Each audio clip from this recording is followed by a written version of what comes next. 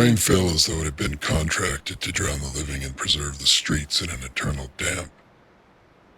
My boots squelched as I navigated the narrow thoroughfares, the cobblestones uneven beneath my soles, their slickness betraying my modern footing.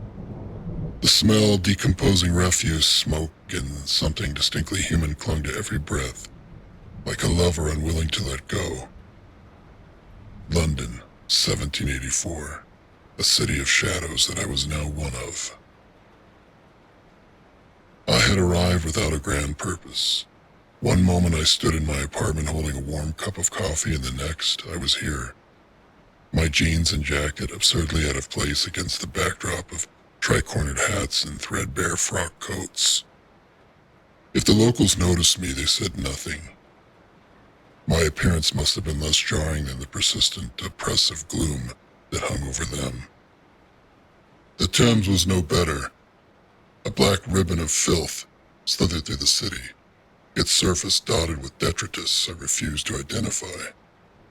It was hard to believe this water would, centuries later, become the postcard backdrop for selfies. Today was a mirror for the gray heavens, testament to the city's character, resilient and grim. I wandered through markets where costermongers barked half-heartedly, their voices hoarse, their wares wilted. Fish reeked, cabbages sagged, and the occasional pig carcass swung from the hooks. Pendulums of mortality. A man in a patched coat played a violin badly. His melody echoed against soot-streaked walls and mingled with the clanking of a blacksmith's hammer. The people, half-starved, bent by labor or drink, moved with a purpose that bordered on desperation.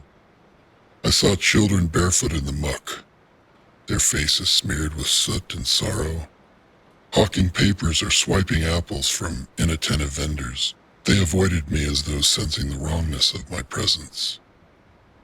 I turned a corner into a quieter street, where the gas lamp's meager flames sputtered against the rain. Here, the buildings leaned closer together, their facades crooked, their windows black as though the soul inside had long since fled.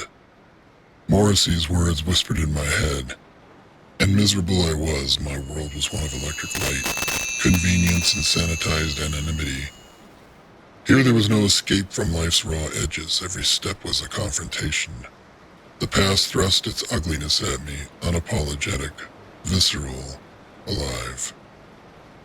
It wasn't long before I found myself at a tavern, the sign above the door illegible beneath years of grime. Inside, the air was thick with pipe smoke and the sour tang of stale ale. A fire crackled feebly in the hearth, its warmth struggling against the damp that clung to everything. I ordered a drink, watered-down beer served in a chip mug, and took a seat in the corner watching.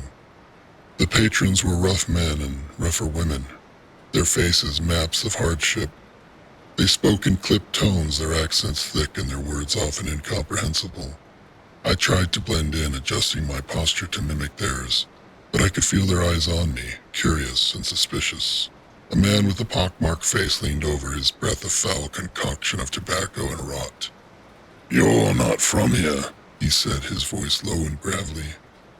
Outside, the rain continued its relentless assault, pooling in the gutters and cascading from rooftops. The city seemed to breathe, its exhalations thick with soot and sorrow. I felt it seep into my skin, my lungs, my very being.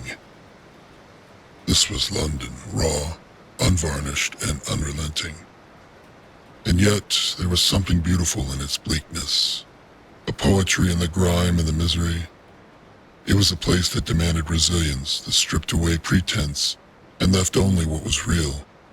As I walked back into the night, I couldn't help but wonder if I was becoming a part of it, or if it was becoming a part of me.